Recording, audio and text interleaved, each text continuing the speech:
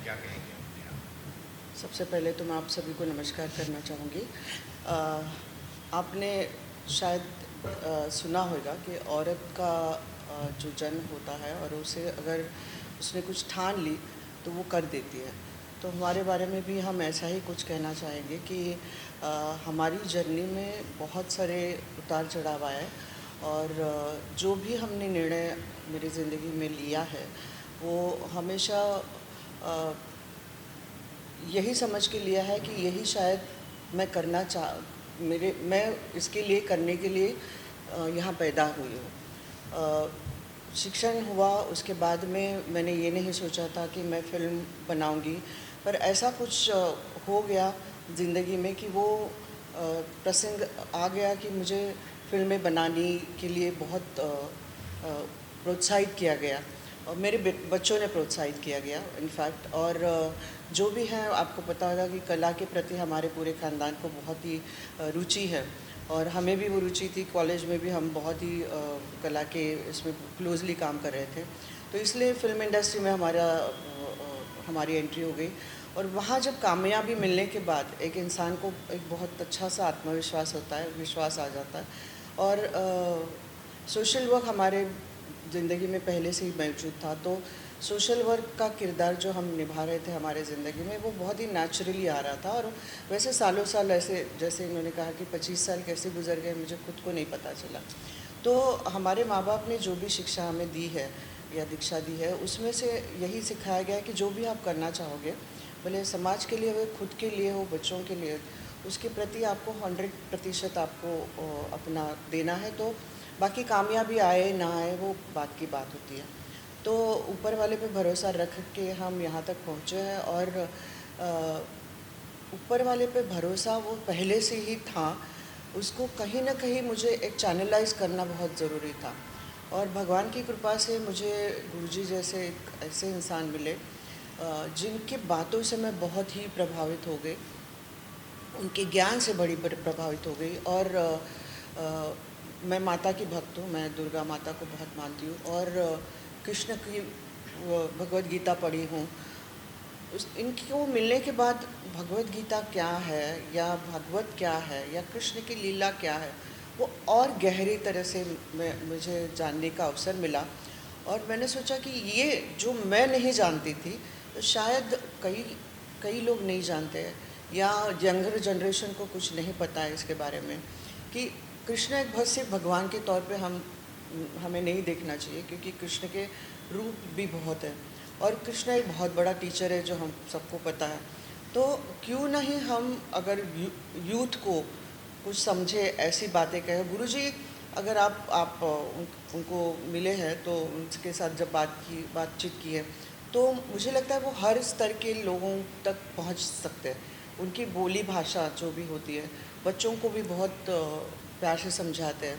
तो मुझे लगता है कि इनकी भागवत कथा अगर मैं अपने यहाँ से शुरू करूँ या लोगों तक पहुँचाने की कोशिश करूँ तो ये बहुत सही व्यक्ति है जहाँ से मैं ये शुरुआत करना चाहती हूँ। और मुझे बहुत प्रसन्न हूँ कि जो निर्णय मैंने लिया है, मेरा खुद का ऑडिटोरियम है, मुक्ति कल्चरल हब है और वहाँ से मैं अभी शुरुआत कर रही हूँ। पर इसको एक अभियान के तौर पे मैं देखना चाहती हूँ, ना कि केवल एक कथा करके मुझे चुप बैठना है। मुझे गुरुजी से मैं हमेशा बात करती हूँ कि हमको अगर आपका साथ मिला मुझे तो हम एक गुरुकुल जैसी शिक्षण संस्था भी शुरू करें, जिसमें आज की तारीख में बहुत ज़रूरी है।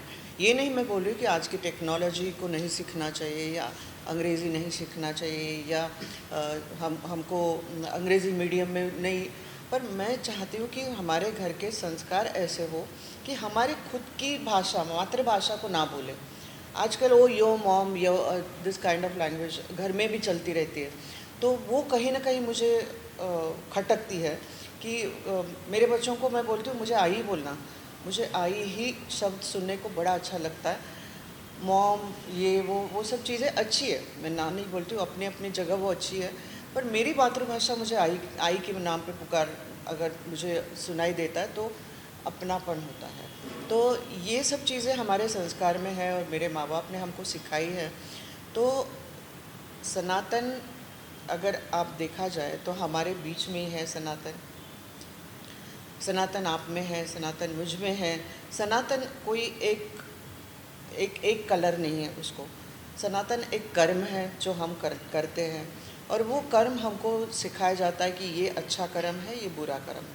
अभी जो पंथ आए हैं, जो भी संप्रदाय है, बाकी के जो अब हम बोलते हैं मुस्लिम, सिख, ये वो, पर सनातन ये धर्म बहुत पुरातन धर्म है जो कि कई हज़ारों सालों से चलता आ रहा है।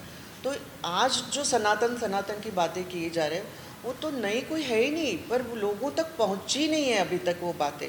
तो आज अगर मोदी जी अपने यहाँ आए हैं और उन्होंने इस धर्म को जानने की या लोगों तक पहुंचाने की कोशिश कर रहे हैं, तो उसमें बुरा क्या है? हमको सबको जानना ज़रूरी है कि है क्या ये सनातन, क्यों बोला जाता है। ये हमारा धर्म है, ये सूर्य है जो सबके लिए सेम है। ये नहीं देखता ना वो मुस्लिम है, हिंदू है, क्या है, वो सूर्य है। तो यही परिभाषा मैं बोलना चाहती हूँ कि सनातन एक सूर्य है, सनातन हवा है, सनातन पानी है।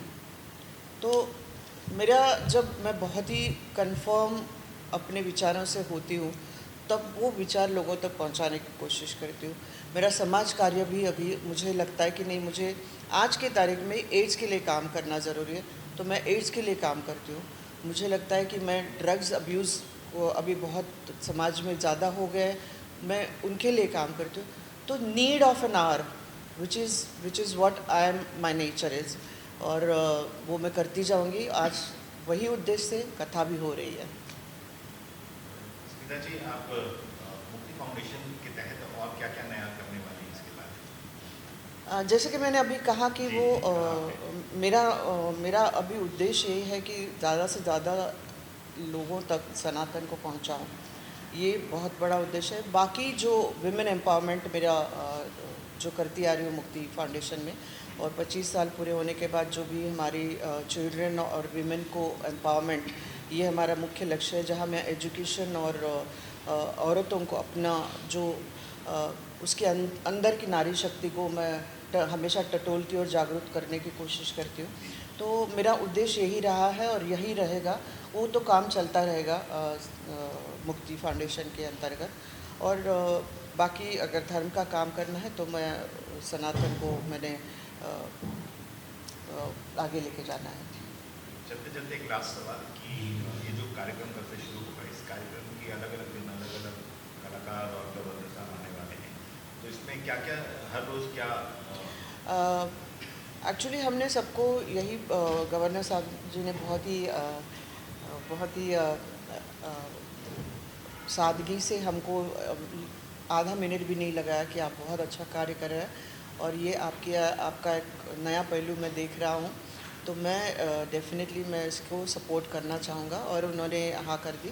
तो गवर्नर साहब भी आ रहे हैं। और जैसे कि मैं समझती हूँ कि फिल्म इंडस्ट्री के लोग या म्यूज़िक इंडस्ट्री के लोग, अगर ये सेलिब्रिटीज़ होते हैं, अगर सेलिब्रिटीज़ ने कुछ कहा तो डेफिनेटली लोगों तक बहुत जल्दी पहुँचता है। तो मैं ज़्यादातर कोशिश करती हूँ कि मैं इनको भी बुलाऊँ अपने प्लेटफॉर्म पे और लोगों तक कुछ एक मैसेज देने की कोशिश करूँ। और कल अगर सुखविंदर आ रहे हैं और वो उनकी आवाज़ में अगर दो शब्द बोले और उनकी आवाज़ में अगर वो भजन बोले तो लोगों को पसंद आता है। और उसके बाद में गुरुजी की भागवत कथा तो हमने खुद सुनी है, बहुत ही रोचक तरीके से वो कथा कहते हैं और हम आप एक दूसरे को समझने वाली लैंग्वेज में वो बात करते हैं। तो ये बहुत खूबसूरत चीज़ है जो मैंने उनसे देखी है और उनसे सीखी है। चलते चलते बस फिल्म फ्रंट अब नई फिल्म कब शुरू होगी? बस अभी बहुत ही जल्दी मैं अपना आपको सबके सामने डिक्लेयर करूँगी। अभी काम चल रहा है क्योंकि बहुत ही जल्दी है, पर आप जिसका इंतज़ार करते हो वो फिल्म ज़रूर आएगी मेरी तरफ से। Thank you.